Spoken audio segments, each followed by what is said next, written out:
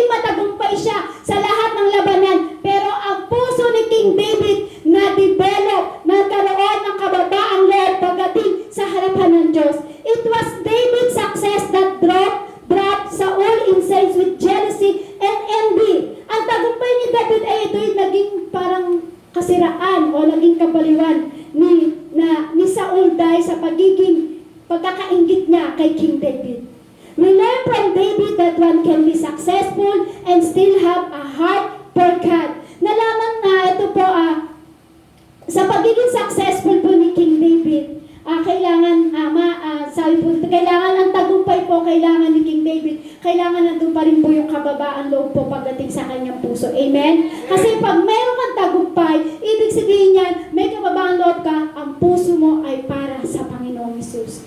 But in order to keep success from crowding God out of the heart, it must be kept in check, sabi po dyan. Sabi mo daw, ngunit upang mapanatili ang tagumpay mula sa pagsasaliksik po ng ating Panginoong Hesus kay King David, kailangan ang puso po talaga ay manatili natin pinapacheck kung maayos ba ito at may kababaang loob. Amen? The antidotes and humility. Ang antidotes na daw po niyan ay may kababaang loob. Amen? Kung baga may pagpapakumbaba, yan daw po pala ang kailangan natin. Humility is not lowliness or to be humiliated or to be abased. Ang pagpapakumbaba daw po ay hindi kababaan o pagpapahiya.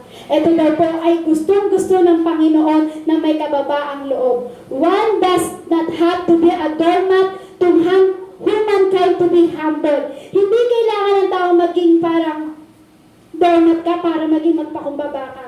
Hindi mo kailangan na para kang gagawin kang basahan o magiging doormat ka para masabi magpapakumbaba ka. Hindi. Matiberap lang ang puso mo na may kababaang loob sa Lord. Yun ang gusto ng ating Panginoon.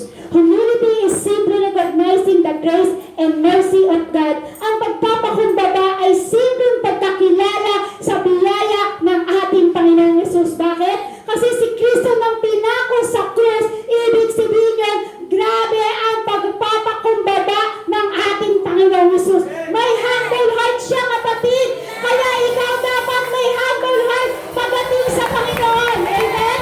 Sabi po dyan, pangalawa, para tayo po ay ma-develop ang puso natin pagdating sa Lord.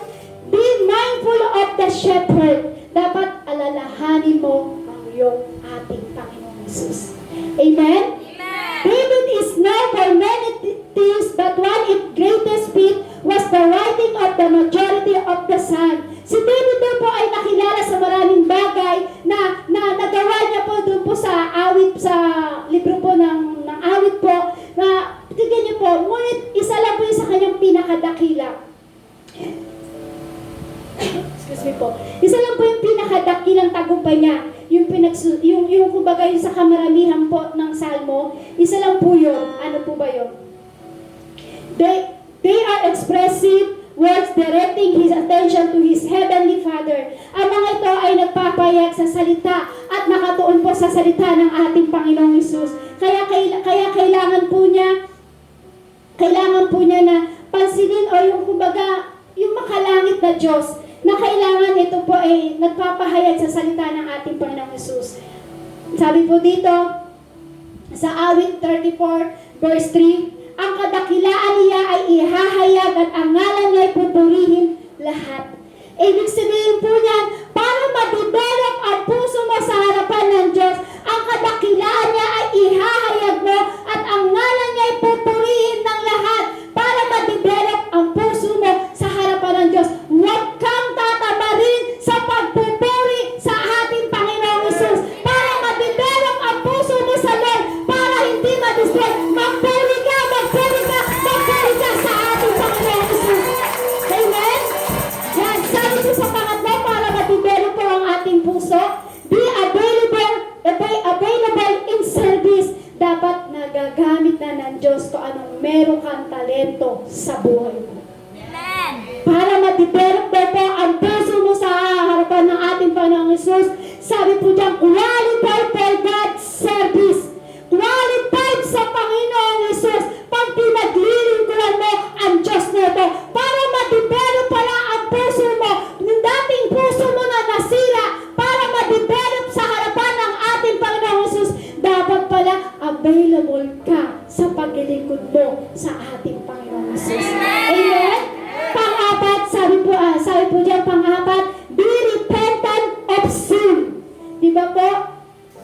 Dahil sa kasalanan, kung bakit nasira ang puso natin sa harapan ng Diyos. Ngayon naman daw po, para ma-develop ang puso natin sa harapan ng Diyos, kailangan pinagsisihan mo na lahat ng kasalanan mo. Kapag pinagsisihan mo na lahat ng kasalanan mo, darating sa iyo ang Holy Spirit na mapunta sa puso mo na magbabaga sa presensya ng ating Panginoon Jesus. Sabi ng Lord, pagsisihan, repentance, para ma-develop ang puso mo sa harapan ng Diyos, kapatid. Magsisi tayo sa lahat ng kasalanan na ating ginagawa. Amen? Kaya nga po sabi sa 2 Samuel chapter 12 verse 13, sinabi ni David kay Nathan, nagkasala ako kay Yahweh. Sumagot si Nathan, pinapatawad ka na ni Yahweh at hindi ka mamamatay. Amen? Kung mababasa niyo po yung awit 51, kung babasahin niyo po itong awit 51, punong-puno po ng paghingi ng tawad at pagsisisi ni King David. Kung gusto niyo po malaman, pwede niyo po isulat awit chapter 51. Pag binasa niyo po ng buo yun, punong-puno po ito ng paghingi at pagsisisi ng ni King David sa harapan ng Diyos. Kasi sinamin niya na siya'y nagkasala. Kaya para ma-develop ang puso po natin sa harapan ng Diyos, dapat humihingi tayo at pinagsisisihan natin yung ating mga kasalanan. Sabi yan, the question is, are you turning away from your sin? Are you repenting of now sin? Ang tanong ba, tinatalikuran mo na ba ang iyong kasalanan? Nagsisisi ka na ba sa mga kasalanan na nagawa mo sa buhay mo? Kasi hindi madidevelop ang puso ng bawat tao kung hindi tayo nagsisisi at hindi natin ito tinatalikuran ng ating puso. Sabi po sa awit 51 verse 10, isang pusong tapat sa aking likhain, bigyan mo, O Diyos, ng bagong damdamin. Kasi yung dati nating puso na makasalanan, ngayon, ang hinihingi natin sa Lord, Lord, bigyan mo ko ng isang pusong tapat na sa aking likhain, bigyan mo, O Diyos, ng bagong damdamin. Kasi dating puso nating makasalanan, wala nang conviction. Pero ngayon, nadidevelop ang puso mo sa harapan ng Diyos at sinasabi mo na pinagsisihan mo na tinalikuran mo na ang kasalanan mo. Ngayon, dahil tinalikuran mo at pinagsisihan mo ang kasalanan mo, isa lang ang hinihingi natin sa Lord. Lord, isang pusong tapat sa aking likhain. Bigyan mo, O Diyos, ng bagong damdamin. Yan ang tinitibok at sinasambit ng puso natin na dating pusong makasalanan ang hinihingi ngayon. Tapat na puso ang ligain sa Kanya ng Diyos. Amen. Amen. Dapat ang hinihiling natin sa Lord, Lord, bigyan mo ako ng isang pusong tapat na sa aking likhain. Bigyan mo ako, O Diyos, ng bagong damdamin. Last, para ma-develop ang puso natin sa Panginoon. Be trusting in a Savior. Magtiwala ka sa nagligtas ng buhay mo. Magtiwala ka sa nagligtas ng kaluluwa mo. Para ma-develop ng todo ang puso mo sa harapan ng Panginoon. Magtiwala ka, kapatid. Magtiwala ka sa Panginoon. Sabi sa Mateo chapter 24 verse 13, ngunit ang mananatiling tapat hanggang wakas, ang siyang maliligtas. Mateo 24 verse 13, ngunit ang manatiling tapat hanggang wakas, ang siyang maliligtas. Paano po ito sinabi? Di ba nauna ang puso natin ay na-destroy sa harapan ng Diyos? Dahil ngayon, tayo nagsisi na nagrepent na tayo sa mga kasalanan. At ano po ang sinabi po dito? Kailangan pagsisihan para ma-develop yung puso natin. Pero tingnan niyo po, nang nagsisi tayo sa ating kasalanan, na-develop sa harapan ng Diyos, sabi po ng Diyos dito, ang pangako ng Lord, ngunit ang manatiling tapat hanggang wakas ay siyang maliligtas. Kapatid, kahit anong pinagdaanan mo o gaano man nasira ang puso mo dati sa harapan ng Diyos, dahil ngayon nagsisi ka na sa mga kasalanang ginawa mo at pinapadevelop mo sa Panginoon yung puso mo. Sabi ng Lord, pangako niya, napakasarap hawakan yung pangako ng Lord, sabi niya, ang manatiling tapat hanggang wakas ay siyang maliligtas. Kung mananatili kang tapat sa harapan ng Diyos, maliligtas ka, kapatid. Sabi diyan, ang manatiling tapat hanggang wakas ay siyang maliligtas.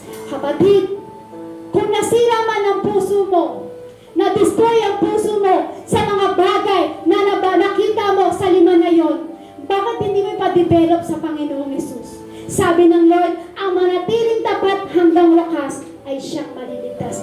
Pag ikaw ay nanatiling tapat sa Panginoon, na kahit anong pinagdaanan mo sa buhay, na kahit anong pagkakasalan na gawa mo at pinagsisihan mo to, at naging tapat ka hanggang wakas kay Kristo, maliligtas ka, kapatid. Madidevelop ang puso mong nasira. Amen? Kaya sa hapon nito, bakit kung meron man po tayong nasirang puso pagdating sa Lord, ba't sa hapon nito, bakit hindi mo pa-develop sa Lord?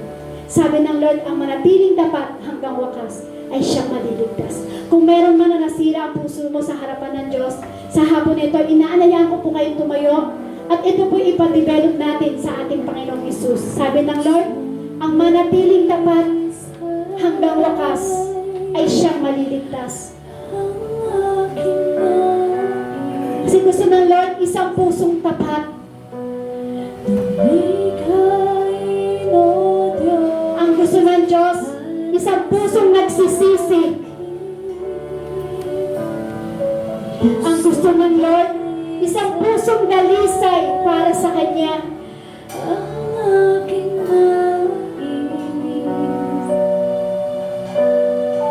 likhain, O Diyos, para sa akin. Pusong dalisay, ang aking ang ninanais ng bawat isa, Panginoong Hesus. Nang likhain, O Diyos, para sa akin. Isang pusong tapat, pusong dalisay, ang ninanais namin para sa iyo, Panginoon. Ang aking nais. Kung ang puso mo namin dati, Lord, nagkasala, kaya kung pagsisihan namin ang kasalanan na yun, develop namin sa iyo ang pusong nasira sa harapan mo. Isang pusong tapat.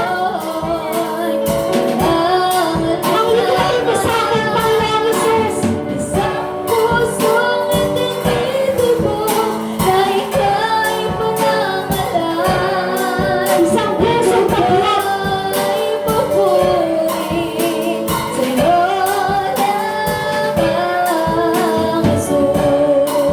sabi ng Lord, ang manatiling tapat hanggang wakas ay siyang maliligtas. Sa'yo'y nagmamahal, isang pusong sa'yo. Ang gusto ng Lord, isang pusong tapat sa aking likhain. Bigyan mo ako ng isang bagong damdamin. Yan ang gusto ng Lord. Dati ang puso natin na-destroy sa anumang pwersa na meron sa mundo natin. Ngayon, ang gusto ng Lord, ipadevelop mo yan, kapatid.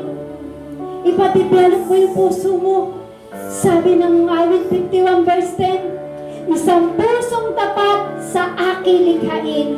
Bigyan mo, O Diyos, ng bagong damdamin sa aking likhain. Isang pusong tapat, Lord.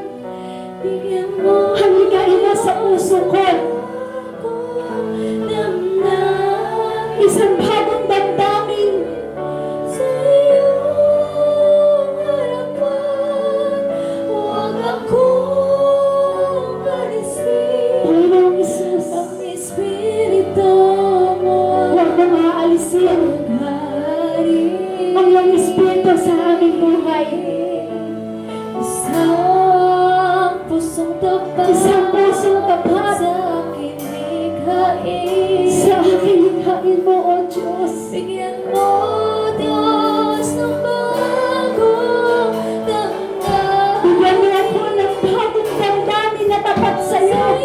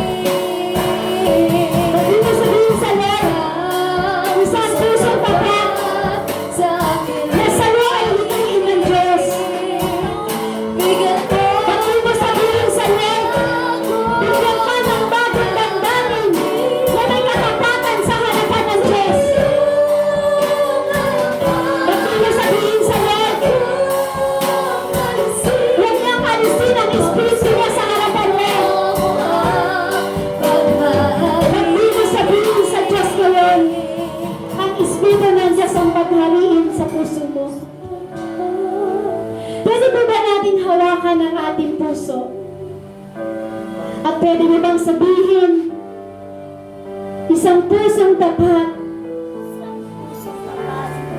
sa aking likhain. Bigyan mo, O Diyos, ng bagong damdamin. Sa iyong harapan, huwag akong alisin. Ang Espiritu mo, ang paghahariin. Ba't di mo yan lagi sabihin sa puso mo sa harapan ng Diyos? Kasi ang Diyos ito, ang gusto niya, ang manatiling tapat hanggang wakas ay siyang maliligtas. Pa-develop po natin ang puso natin sa Panginoon. Dati ang puso natin nasira sa mga bagay na ginawa ng mga makamundong ito. Ngayon ang gusto na lang i-develop natin yung puso natin sa Kanya para tayo ay muling maging tapat sa harapan ng ating Panginoong Jesus. Sa hapon ito tayo po'y manalangin. Ama namin Diyos, nagpapasalamat po kami, Lord, sa kabutihan mo, Panginoon. Hayaan mo, Lord, na wala kaming ibang hinihiling sa puso namin, Panginoon, sa hapon ito, Lord. Bigyan mo kami ng isang pusong tapat, isang puso na, Lord, na tapat sa iyo, at bigyan mo kami ng isang bagong damdamin, Panginoon. At huwag mo kaming aalisin sa iyong harapan, Lord. Higit sa lahat, Lord, ang Espiritu mo, Lord, ang magharing sa aming puso, Panginoon. Lord, Ikaw ang aming Diyos sa pinagkakatiwalaan namin sa aming buhay. Hayaan mo, O God, sa hapon nito, Lord, i-develop mo ng todo ang aming puso, Panginoon, sa mga bagay na gawain pagdating sa iyo, Panginoon. Lord, salamat, Lord, sapagat Ikaw ang Diyos sa umiibig sa amin, Lord. Salamat sa grabing pag-ibig na ibinigay mo sa amin, Panginoon. Lord, kung nakita mo man sa amin, Lord, na ang puso namin ay hindi naging tapat sa iyo, Lord. Sa hapon na ito, Lord, hinihiling namin at hinihiling namin sa iyo, Lord. Bigyan mo kami ng isang pusong tapat at likhain mo sa amin ng isang bagong damdamin. Yung damdamin na may pag-ibig sa iyo. Yung damdamin na pahahalagahan ka. Yung damdamin na pahahalagahan ka. Sa pangalan mo, Panginoong Jesus, wala kaming ibang hihilingin, Lord, kundi Ikaw ang maghari sa aming mga puso. Salamat po ng marami sa iyo, Panginoong Jesus. Sa iyo po namin binabalik ang pinakamataas at papulit pasasalamat. To God be the highest glory. In Jesus' name, Amen and Amen.